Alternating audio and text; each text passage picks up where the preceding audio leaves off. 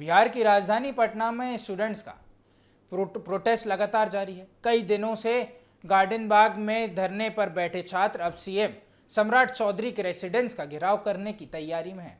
खास बात यही है कि सरकार और स्टूडेंट्स लीडर के बीच बातचीत पॉजिटिव रही है। कई मांगों पर एश्योरेंस मिल चुका है, यानी कई मांगों को उनकी मान ली गई है, लेकिन इसके बावजूद भी छात्रों ने अपना आंदोलन रोकने से इनकार कर दिया है। दरअसल छात्र की सबसे बड़ी मांग 70th बीपीएससी एग्जाम को कैंसिल करने की है।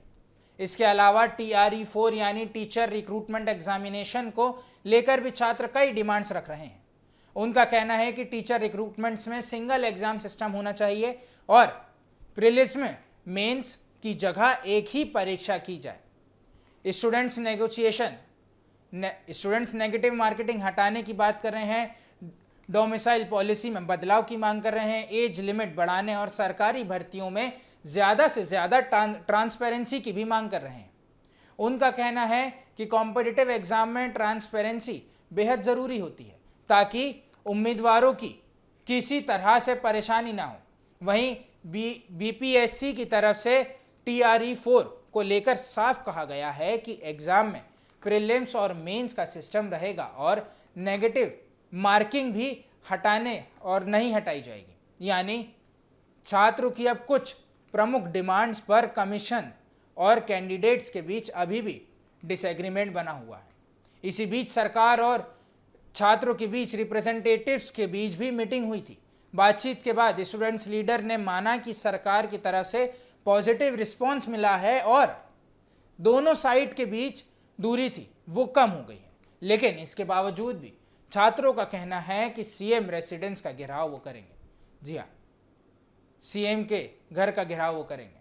इससे पहले से तय है कि इससे किया जाएगा, यानी बातचीत से माहौल थोड़ा शांत जरूर हुआ था लेकिन आंदोलन खत्म नहीं हुआ है।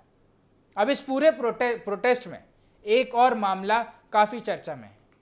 बीपीएससी के एग्जामिनेशन कंट्रोल राजेश कुमार को सरकार ने सस्पेंड कर दिया है। दरअसल छात्रों के प्रोटेस्ट को लेकर दिए गए उनके एक बयान पर विवाद खड़ा हो गया था। उन्होंने कहा था और उन्होंने एक वीडियो में, और इस वीडियो में सामने आने के बाद जिसमें उन्होंने प्रदर्शनकारी छात्रों को लेकर एक कहावत का इस्तेमाल किया था इस बयान ने, और इसी बयान के बाद छात्रों में नाराज़गी बढ़ गई थी।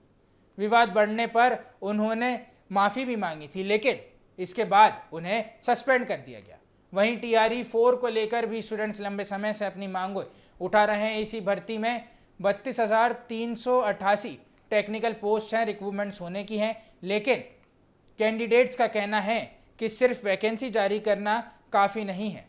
एग्ज़ाम प्रोसेस भी ट्रांसपेरेंट और फेयर होनी चाहिए। अब सबसे बड़ा सवाल यही है कि सरकार से बातचीत के बाद भी छात्र सीएम रेसिडेंस का घेराव क्यों कर रहे हैं। दरअसल छात्रों का कहना है कि जब तक उनकी सभी मांगे प्रमुख डिमांड्स क्लियर नहीं या क्लियर डिसीजन नहीं आता या फिर उनकी मांगे पूरी नहीं होती तब तक आंदोलन जारी रहेगा। वहीं सरकार की तरफ से भी पॉजिटिव बातचीत और एश्योरेंस की बात की गई है।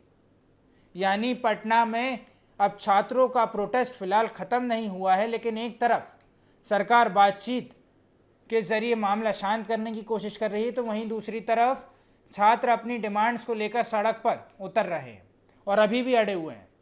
अब सभी की नज़रें सीएम सम्राट चौधरी के रेसिडेंस के बाहर होने वाले इस घेराव पे ऊपर है।